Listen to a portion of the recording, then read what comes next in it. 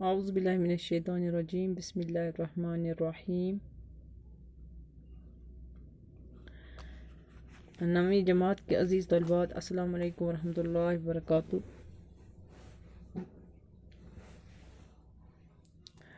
عزیز طلبات، جیسا کہ آپ جانتے ہیں کہ ہم حصے غزلیات پڑھ رہے ہیں۔ حصے غزلیات میں سے ہم نے کل شوریدہ کاشمیری کی جو دوسری غزل ہے اس کا ہم نے مختصر سا تعارف پیش کیا، یعنی کہ چند اشعار کی جو ہم نے کل تشریح کی آج کا جو ہمارا موضوع رہے گا وہ انہی اشعاروں سے آگے ہے۔ ان کی جو دوسری غزل ہے وہ ہے کہ جلوائے بے حجاب نے مارا، پردہ لاجواب نے مارا، خارزاروں سے بچ کے ہم نکلے، تیرے رخ کے گلاب نے مارا، حسن نے دل میں گر کیا لیکن عشق خانہ خراب نے مارا، نت نئے کیا سبق پڑھاتی ہے،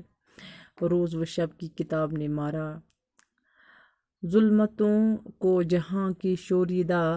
جلوائے جناب صلی اللہ علیہ وسلم نے مارا۔ تو ہم نے کل کے اشعار میں پڑھا کہ شوریدہ کاشمیری صاحب نے پہلے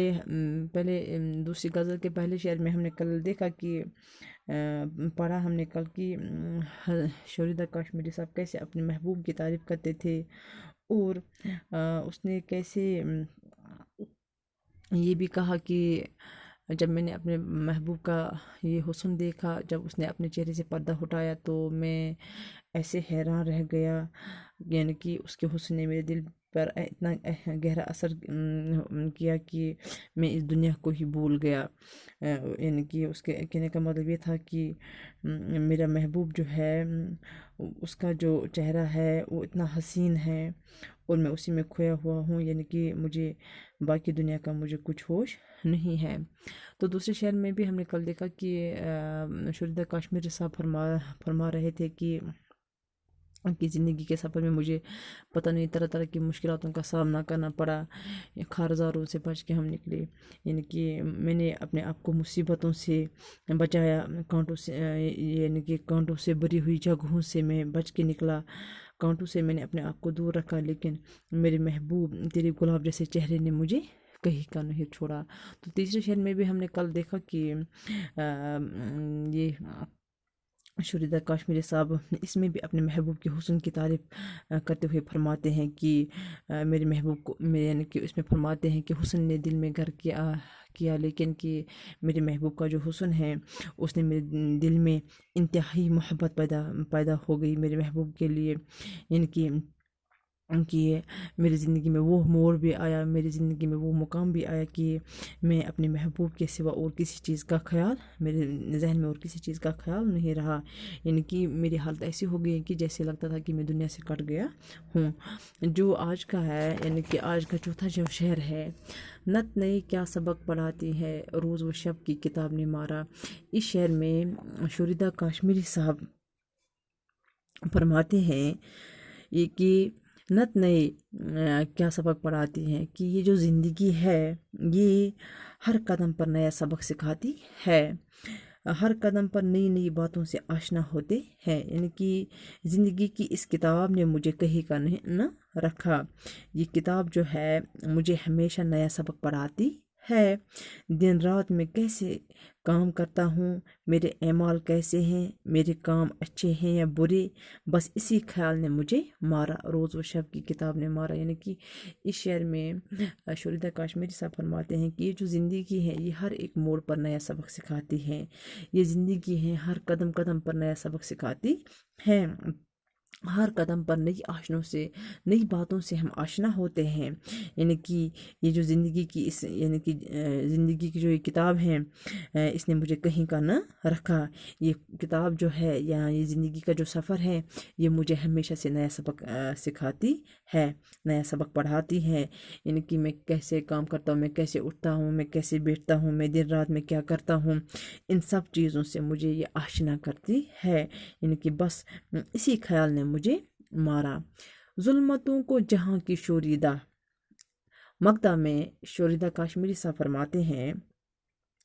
ظلمتوں کو جہاں کی شوریدہ، دنیا پر جہالت کے اندھیرے چھائے ہوئے تھے۔ یہ تب یعنی کہ اس کا جو اشارہ ہے، ہمارے جو پیارے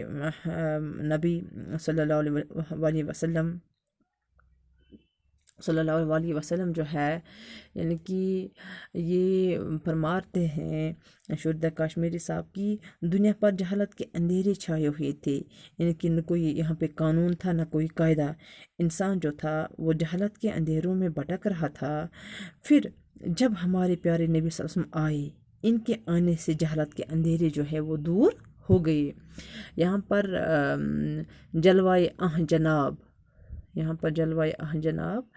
صلی اللہ علیہ وسلم جو ہے، یہاں پر ہے جلوہ جناب، اس سے مراد ہے حضور صلی اللہ علیہ وسلم کا جلوہ۔ یعنی کہ اسی پر جناب پر تھوڑا سا چھوٹا سا سواد کا نشان بنا ہے، تو یہ سواد جو ہے یہ صلی اللہ علیہ وسلم کی علامت ہے۔ اس میں فرماتے ہیں شوریدہ کاشمیری صاحب کی یہ جو دنیا ہے، یہ پہلے ظلمتوں کا ڈیرا تھا۔ یہ یہاں پہ ہر طرف سے بے حیائی تھی، یہاں سے ہر طرف اندھیرا تھا، نہ کوئی قانون تھا، نہ کوئی قاعدہ تھا۔ انسان جو تھا وہ جہالت کے اندھیروں میں بھٹک رہا تھا۔ ہمارے پیارے نبی صلی اللہ علیہ وسلم کے آنے سے وہ جہالت جو ہے وہ دور ہو گئی، اور دنیا میں ایک نور پھیلا جس سے دل روشن ہو گئے۔ یعنی کہ اس کا مطلب یہ ہوا کہ ساری دنیا میں سچائی کا نور پھیلا ہمارے نبی کے آنے سے۔ ظلمتوں کو جہاں کی شوریدہ، جلوہ جناب نے مارا۔ اس کا معنی یہی ہوا کہ یہاں پہ جو یہ دنیا تھی، نبی پاک صلی اللہ علیہ وسلم کے آنے سے پہلے یہ دنیا جو تھی یہ ایک گڑھا بنا ہوا تھا۔ ہر طرف بے حیائی تھی، عیاشی تھی، ہوس پرستی تھی۔ یعنی کہ ایک دوسرے کا لوگ ایک دوسرے کا خیال نہیں رکھتے تھے، جہالت تھی، ظلمت تھی، اتنا اندھیرا چھایا ہوا تھا کہ ہماری جو اصل پہچان تھی وہ ہم سب کھو چکے تھے۔ یعنی کہ یہ بھی نہیں پتہ تھا کہ ہمارا جو مذہب تھا وہ کیا ہے۔ جو مسلمان تھے وہ کتنے بھڑک گئے تھے، ان کو اپنا دین بھی یاد نہیں رہا تھا۔ تو یہی فرماتے ہیں شوریدہ کاشمیری صاحب کہ ہمارے نبی کے آنے سے